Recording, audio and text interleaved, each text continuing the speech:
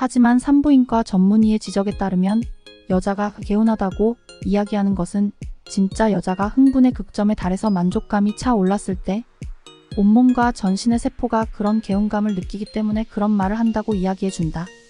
남편은 좀 더 여성적인 멘트를 듣고 싶었나 본데 안 그래도 남편에게 아내의 이미지는 수사자라고 표현해서 한바탕 웃기도 했다. 소셜미디어 SNS의 영향력, 이미지 의식의 증가.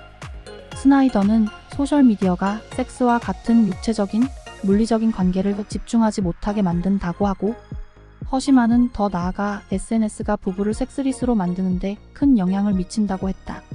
그는 밀레니엄 세대가 소셜미디어의 첫 세대이며 이미지를 의식하는 정도, 즉 이미지 의식 이머지 증가했다고 한다. SNS의 플랫폼은 사람들에게 완벽해 보이게끔 보여주는 허세 장렬의 매체이기 때문이다. 현실에서는 불가능한 보정과 필터를 과도하게 사용하기 때문이기도 하다. 이런 자의식이 결혼 생활에도 영향력을 미치며 SNS에 대한 지대한 관심이 오히려 자기 신체에 대한 자신감을 떨어뜨리게 만든다.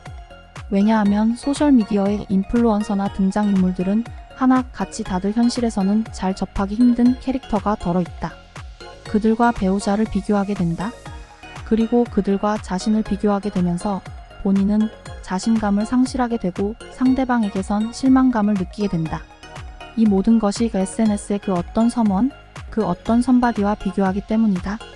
릴레이트의 2018년 자료에 따르면 성생활이 적은 30대 부부 중 37%가 자신의 신체에 대한 불만족을 토로했고 반면 60세 이상에게서는 이러한 응답이 14%에 그쳤다.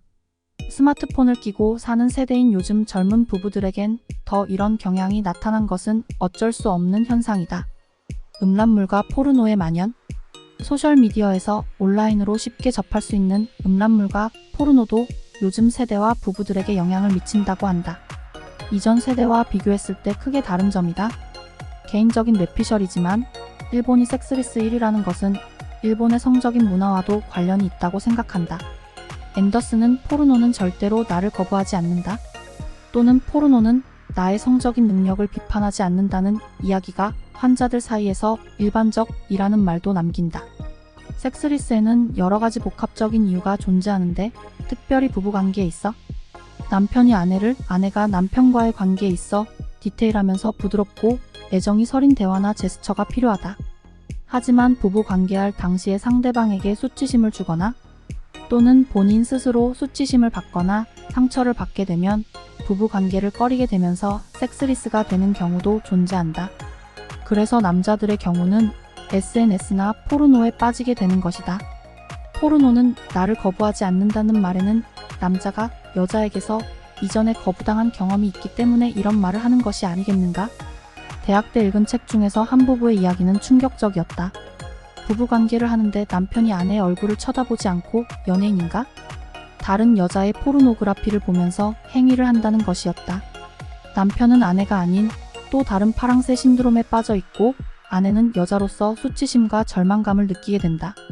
결론 부부관계는 부부심의 토대가 된다. 부부관계는 쉬지 말아야 한다. 오늘도 나는 꼰대 같은 소리만 하고 있다. 하지만 가정이 더욱 건강하고 활기차기 위해선 부부관계가 같이 가야 하는 것이다. 넷플릭스의 사냥개들에 보면 해병대 출신인 남자 주인공들이 가진 해부심 해병대에 대한 자부심이 엄청나다. 해부심, 부부라는 관계에서는 부부심이 필요하다.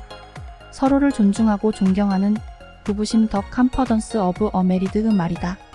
그 부부심의 토대에는 부부관계라는 것이 필수적이라고 생각한다. MBN의 쉬는 부부가 첫 방송을 시작했다. 그들이 가진 섹스리스의 문제점을 인식하고 관계 개선을 위해 첫걸음을 내디딘 셈이다. 우리 가운데서도 섹스리스의 문제를 안고 있는 부부가 있다면 서로가 이 문제를 솔직하게 털어놓고 이야기해보는 솔직함이 필요하지 않을까 싶다.